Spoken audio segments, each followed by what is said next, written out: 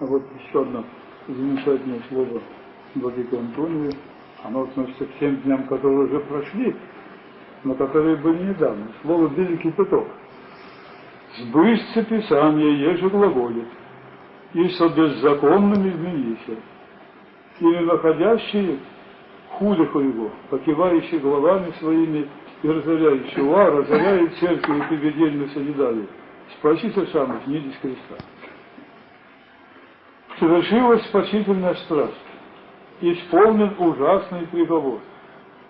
Праведник оклеветан, безгрешный схвачен как злодей, святой приведен на беззаконный суд. Небесный посланник терпит поносное распятие от нечестивцев. Но не выпито еще до дна чаша страданий. Еще суждено торжествовать беззаконной неправды. Невинные страдались, и его немногие последователи лишены даже того последнего утешения невинности, чтобы, если не сами мучители, так хоть бы общественное мнение показало бы сочувствие и сострадание к мученику. Но нет. Проходят толпы богомольцев, пришедших на праздник Пасхи, останавливаются и, покрывая головами на страшное зрелище, изрыгают насмешки и брань. Но что еще ужаснее, ни недоразумение, ни неведение заставляет их допускать это безумие, но ожесточенное злоба на ту правду, на ту бесконечную святость, которую принес Господь на землю. Разоряет церковь, то есть, эй, ты, разоряющий церковь, ты пришел осудить наше предание, вздумал переменить порядки нашей жизни, которые нам так дороги. Ты хвалился, что в 3 дня создашь новый, так терпи то, что ты.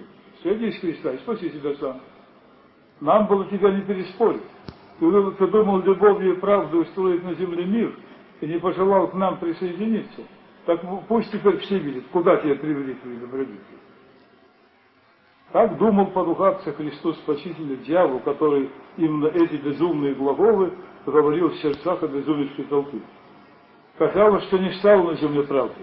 Ложь и злоба, обвинившая праведника с беззаконниками, как будто окончательно и навеки воцарилась в мире.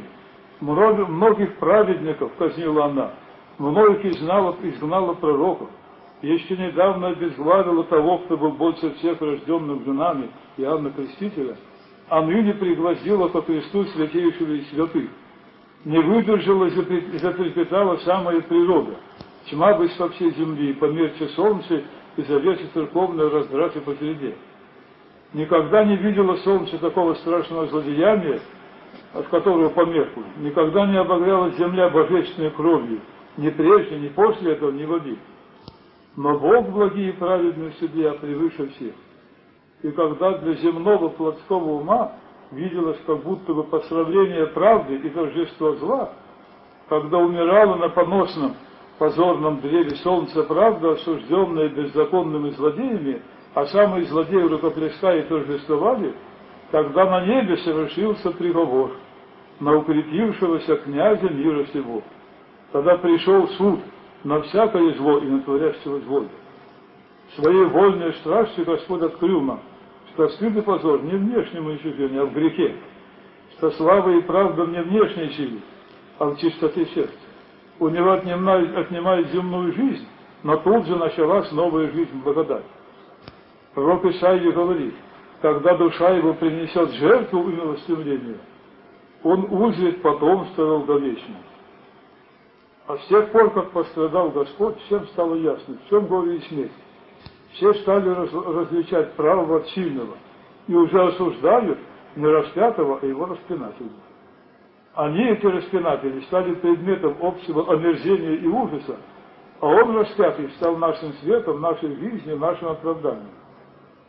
Поносное и позорное древо казни стало священным, драгоценным и поклоняемым знаменем победы, надежды и спасения.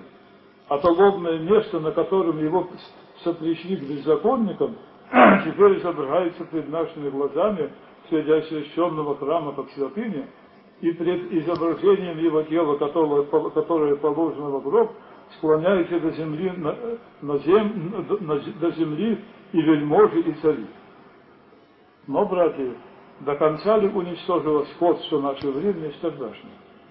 Для всех ли открылись внутренние очи, чтобы различить внутреннее от внешнего, сущее по существу от кажущегося, чем этого не сумели сделать безумные иудеи?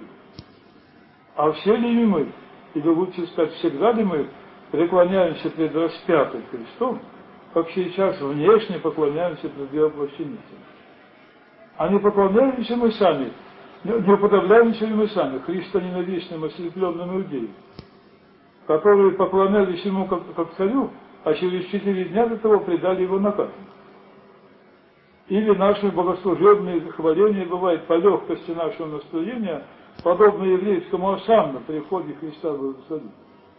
Смотрите, здесь Христос всеми поклоняемый. А за стенами святого храма, когда мы встречаем Его как вездесущего, когда видим Его снова в умолении, или эти вопросы непонятны, или непонятны эти слова, тогда, может быть, мы разъясним себе и значение другими словами. «Залкакся и не дашь ты мне ясти, воззадакся и не напоишь ты меня, ранен бег и не введешь ты меня, наг и не одеешь ты меня, болен и в темнице и не посетишь ты меня». Да, когда мы встречаем Христа не в славе, а в уничижении, когда приходится ради Него чего-то лишиться, или потрудиться, или принять укор и стыд в богопротивном обществе светском, когда Он стучится в наше сердце и требует от нас чего-либо для мирских предрассудков небывалого, странного, даже смешного, когда Он предлагает разорить греховный дом нашей любострастной и гордой души и обещает через 3 дня создать новую жизнь, всепрощение, смирение, любви и правде, как мы это тогда встречаем? Далеки ли мы тогда от безумных иудеев, которые, по его же словам, возлюбили славу человеческую больше, чем славу Божию? Вот о чем размышляет в своем сердце, прикладываясь к плащанице. Вот в каких деяниях кайся, как благоразумный разбой. Это Голгофа и плащаница, изображаемая в святом храме, да научит тебя, христианин, узнавать Христа Сына Божия не только идущего во славе, но и приходящего к тебе в уничижении.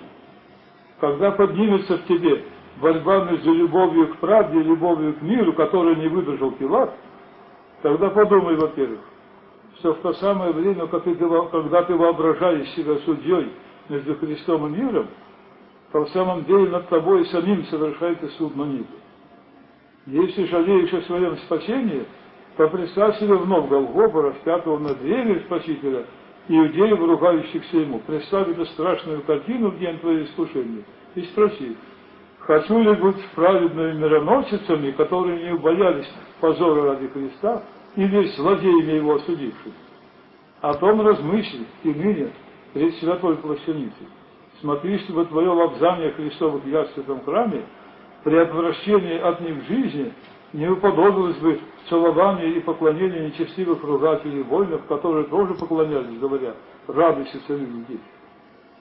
А если в своей прошлой жизни ты знаешь за собой много таких дел, которые были дела иудеев, то тогда обновись, покайся, а возвращаясь из храма, хотя бы уподобиться тем, о которых сказано, что пришедшие народы на позор свой, видящие бывающие, бьющие перси себя возвращаться, они скорбно били себя в грудь, возвращаясь.